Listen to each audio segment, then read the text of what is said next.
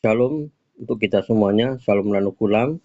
Pada kesempatan kali ini, Serbaik ingin membagikan ilmu supaya teman-teman paham apa yang dimaksud dengan tulisan itu. Benarkah angka 666 adalah angka binatang ataukah angka setan? Mari kita jawab. Ketika saya mengendarai sebuah kendaraan saya, lalu saya mampir ke pom bensin untuk membeli bahan bakar. Lalu ditanya oleh penjaga atau petugas pom bensin tersebut, teman-teman. Pak, ada barcode-nya? Saya katakan, ada. Saya cari. Waduh, belakangan boleh? Tidak bisa. Harus ada barcode. Kalau nggak ada barcode, tidak bisa beli. Gitu katanya, teman-teman. Lalu teringat oleh saya akan satu nubuatan di dalam kitab Wahyu. Kitab Wahyu itu berkata di dalam Wahyu 13 ayat 16, 17, 18. Ini nubuatan yang ditulis oleh Yohanes dalam kitab Wahyu tersebut.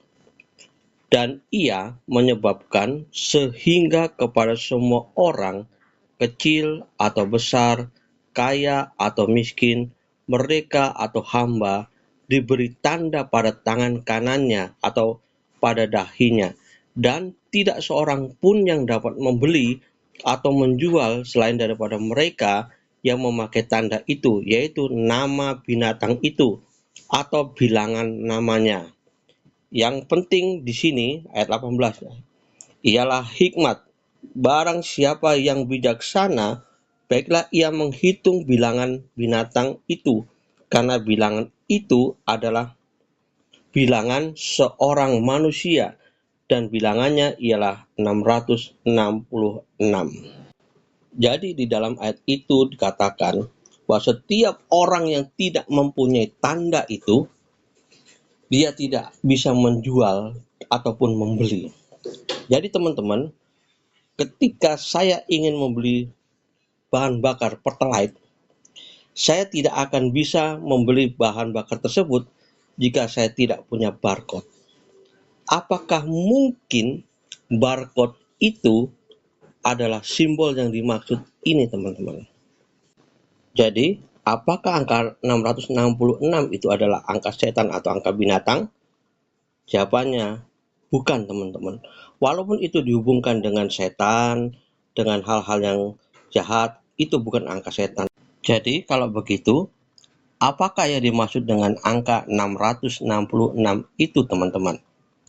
Ini jawabannya. Sebelum kita menjawab pertanyaan itu, ada baiknya kita bertanya, binatang apakah yang dimaksud di dalam Wahyu 13 ayat 17 dan 18 tersebut, teman-teman? Perlu diketahui ya teman-teman bahwa binatang yang dimaksud di dalam Wahyu 13 ayat 17 dan 18 ini bukanlah yang sebenarnya, teman-teman. Ini adalah lambang dari negara, teman-teman, atau bangsa.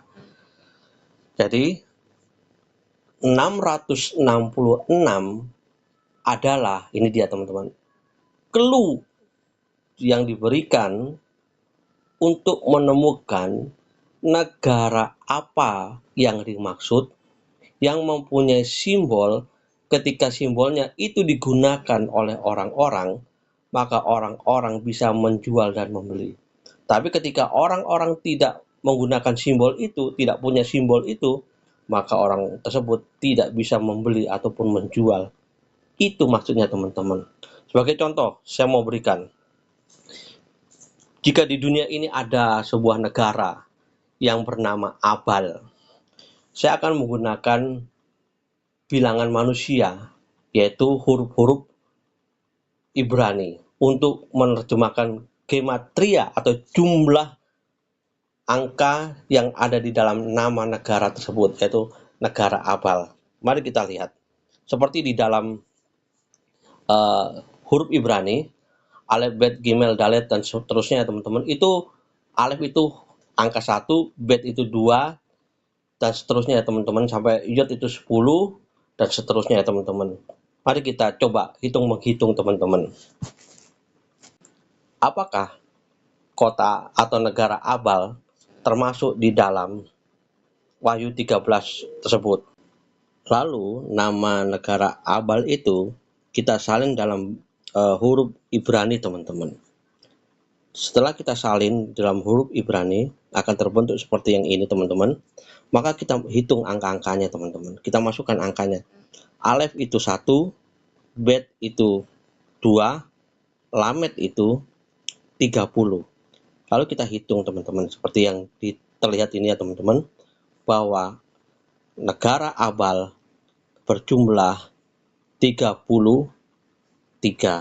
Artinya negara Abal ini bukanlah yang dimaksud daripada Wahyu 13 tersebut teman-teman. Jadi menurut teman-teman, negara manakah yang berjumlah 666? Bagi semua teman-teman Kristen maupun teman-teman non-Kristen, setelah menonton video ini, saya berharap teman-teman mengerti dan memahami maksud daripada angka 666 itu. Itu hanyalah clue yang diberikan untuk mengetahui negara apa yang dimaksud. Yang disebut di dalam Wahyu itu adalah binatang buas. Begitu ya teman-teman ya. Jadi jangan ada lagi polemik di antara teman-teman non-Kristen maupun Kristen ya.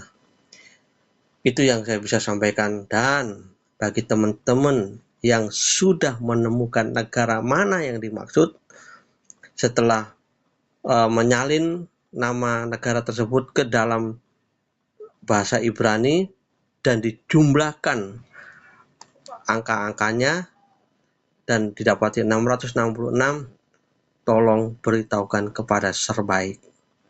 Begitu ya teman-teman ya. Semoga hasil memberkati kita semuanya. Amin.